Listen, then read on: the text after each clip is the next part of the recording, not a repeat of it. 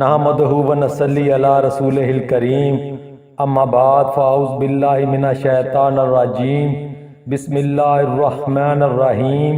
السلام علیکم ناظرین، میں چشتی اسلامی خزانہ یوٹیوب چینل کی جانب سے آپ سے مخاطب ہوں۔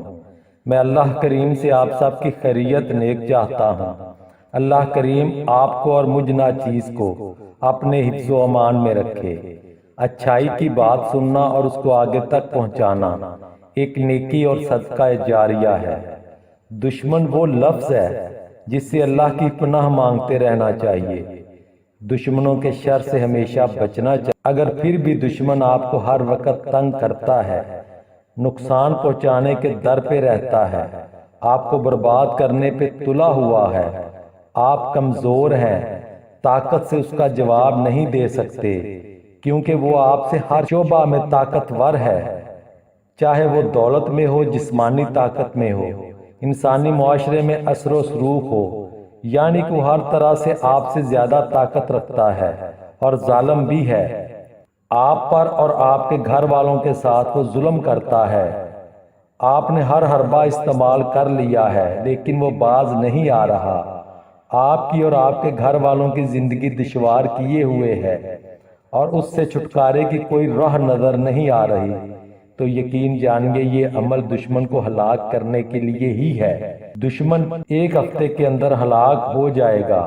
یہ عمل اتنا پاورفل ہے، ایک بار ہی کرنے سے آپ کی جان اس ظالم دشمن سے چھوٹ جائے گی۔ اس بات کی گارنٹی میں لیتا ہوں۔ اگر عمل کام نہ کرے تو مجھ سے رابطہ کریں، لیکن اس کی ضرورت پیش نہیں آئے گی، کیونکہ یہ عمل ہر کسوٹی پر پرکھا ہوا عمل ہے۔ جس طرح بندوق سے نکلی ہوئی گولی واپس نہیں آتی، اس طرح اس عمل کا وار کبھی بھی خالی نہیں جاتا۔ لیکن میرے بھائی اور بہنوں، اگر دشمن واقعی ظالم ہے اور طاقتور ہے، آپ نے امن کا ہر حربہ استعمال کر کے دیکھ لیا ہے، مگر وہ اپنی حرکتوں سے باز نہیں آ رہا، تو یہ عمل کرنا آپ کے لیے جائز ہے، ورنہ بلا وجہ کسی کو تنگ کرنا اور ہلاکت میں ڈالنا ایک کبیرہ گناہ ہے۔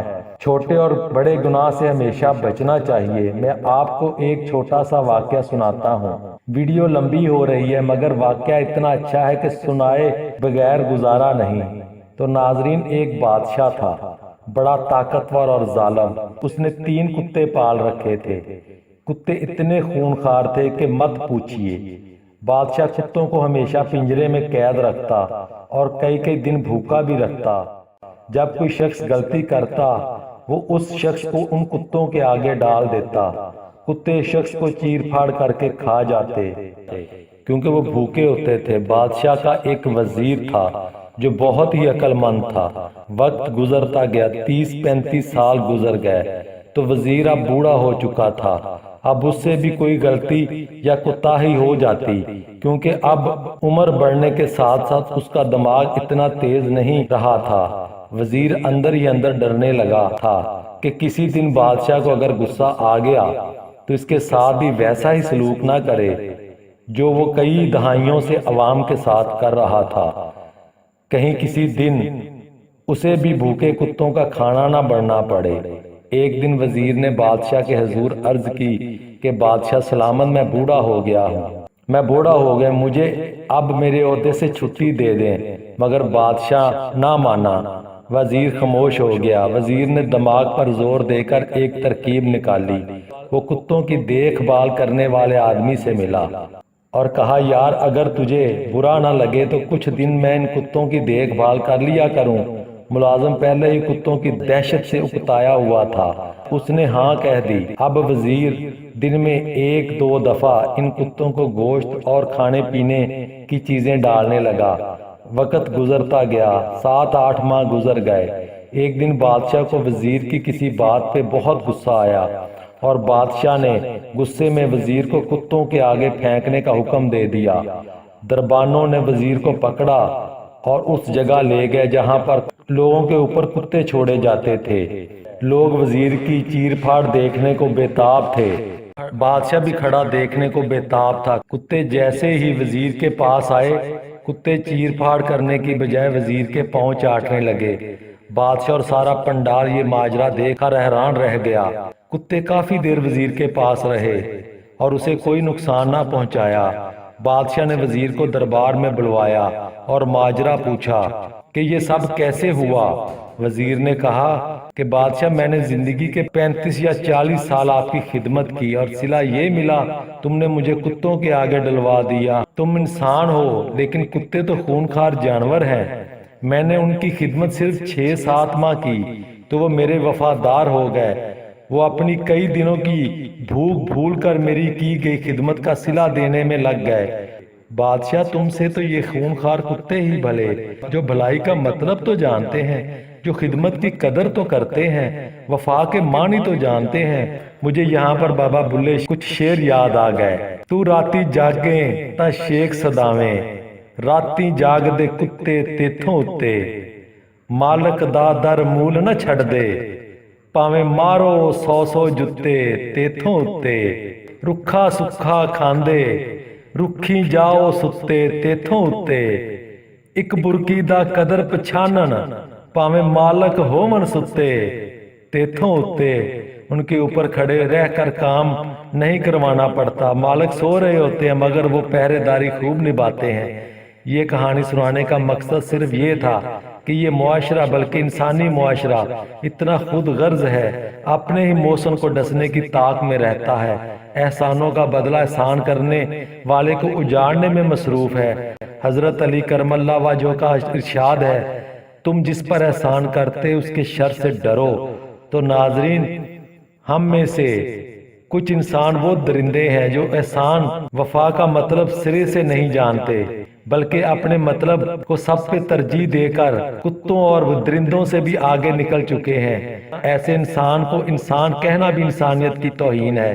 یہ عمل ایسے ہی درندہ صفت انسانوں کے لیے ہے۔ تو ناظرین، عمل نوٹ کر لیں۔ دشمن کے سارے خاندان کو ہلاک کرنے والا عمل۔ اس آیت کو ایک صاف کاغذ کے اوپر لکھ لیں اور سب سے نیچے دشمن اور اس کی والدہ کا نام لکھ کر ہلاک ہو جائے لکھ دیں۔ پھر ایک آٹے کا پتلا بنائیں، اس کے پیٹ میں یہ کاغذ رکھ دیں، پتلے کے سارے انسانی عذاب بنائیں، پھر اس کو سفید کفن پہنائیں اور قبرستان لے جا کر دفن کر دیں۔ جگہ پر نشانی لگا لیں تاکہ بھول نہ ہو۔